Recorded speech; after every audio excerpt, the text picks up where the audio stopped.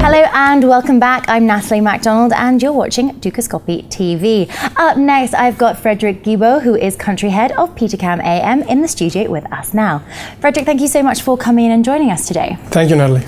So, what prompted Petercam AM to acknowledge that the time is now for emerging market debt?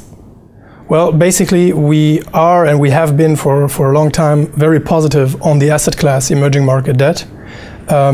Especially in local currency, but we see the need that you have to be more and more selective when investing in those countries. And that's why we have an approach whereby we invest in the government debt of emerging and frontier markets, but after applying a country screening.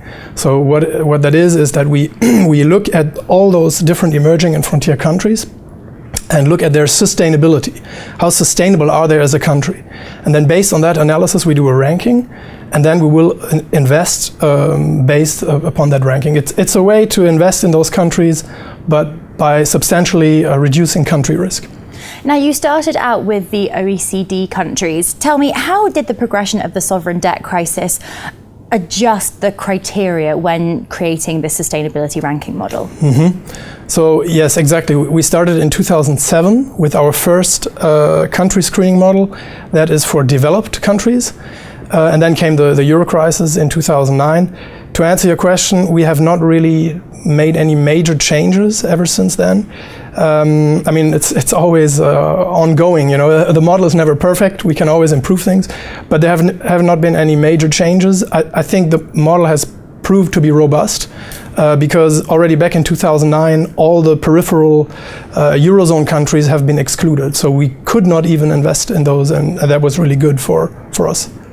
In 2013, an EM and frontier markets ranking was created. How did the variables differ there, and how much more flexible has that index had to be in terms of compensating for the social and bond market volatility that typically characterizes these regions? Yeah, that's a good point. So the 2013 EM frontier model rests upon the one we developed in 2007 for the developed countries, but of course, you're absolutely right. We have to be more flexible because we're now looking at a different asset class, emerging and frontier countries or markets, and especially we're looking at 86 countries.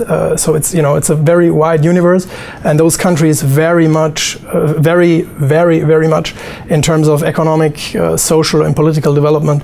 So to accommodate for that, we have to be more flexible. I would say our analysis is a mix between a best-in-class and some sort of best effort analysis.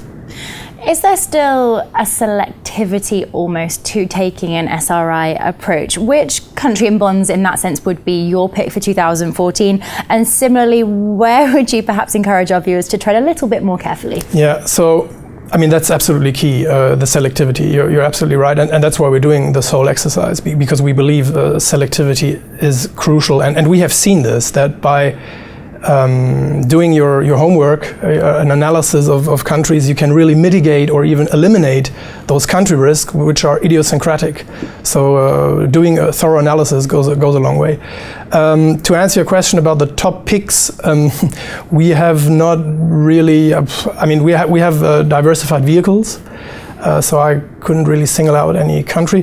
What has worked really well in the last 15 months was a barbell approach, whereby we invested a substantial part of the portfolio in very stable emerging countries or emerging markets, especially in Central Europe.